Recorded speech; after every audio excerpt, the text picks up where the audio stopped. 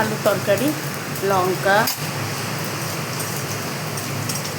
পেঁয়াজ 5 ফোড়ন দিয়ে ফোড়ন দিয়েছি।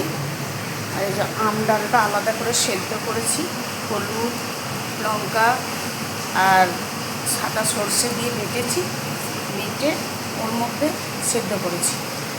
আম আলুটা সেদ্ধ করেছি, এবার এটা দিয়ে তরকারি বানাবো। দেখুন তরকারিটা ফোড়ন দিলাম, এর মধ্যে দেবো একটু পোস্ত।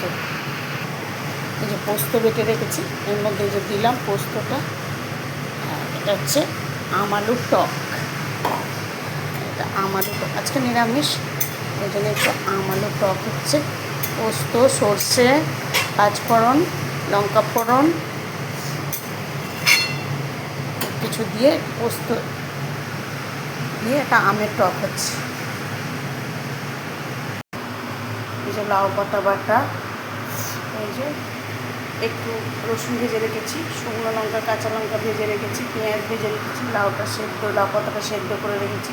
এই যে পোস্ত হয়েছে, সাদা ডাল আছে, ডাল হয়ে গেছে। আজকের রেসিপি এটা। কড়াইটা জোর গরম হয়ে গেছে, তার জন্য তেলটা দিয়ে দিয়েছি, আগে তেলটা দেখায়নি। এবার দেব শুকনো লঙ্কা 2টো, কাঁচা লঙ্কা 4টে দিয়েছি, কিন্তু লঙ্কাগুলো ফাটিয়ে দিয়েছি, না হলে তো পুরো একদম আমার গায়ে ফুটবে। এখন একটা ছ্যাঁকা খেলাম, তার জন্য আর দিয়ে দিচ্ছি গোটা জিরে মতো। একটা বাঁধাকপির তরকারি দেখাবো, দিয়ে দিলাম পেঁয়াজটা। এবার এর মধ্যে নাড়তে থাকবো, পেঁয়াজটা লাল হবে। তার মধ্যে এই জন্য নিয়েছি একটু জিরে গুঁড়ো, একটু হলুদ গুঁড়ো, একটু মিট মশলা, আর এই যে একটু সস দিয়ে করছি।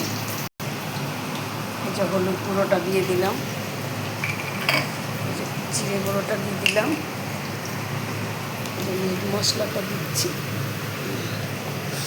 তার মধ্যে সসটা দেবো,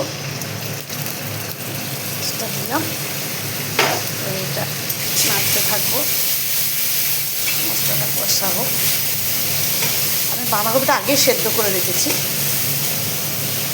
এটা বাঁধাকপি,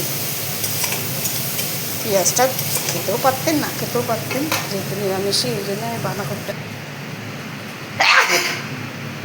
সেদ্ধ করে রেখেছিলাম, ওই এর মধ্যে দিয়ে দেবো।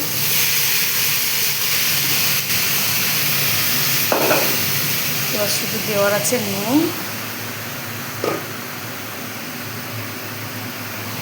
নুনটা দিয়ে দিলাম, নুন স্বাদ মতো দেবেন, একটু চিনি দেবেন। এটা নাড়ছি,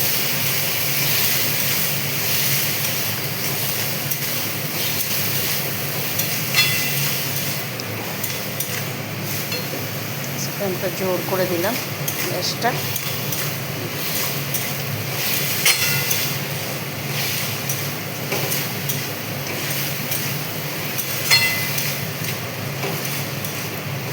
ঝাল খেতেও পারেন, না খেতেও পারেন।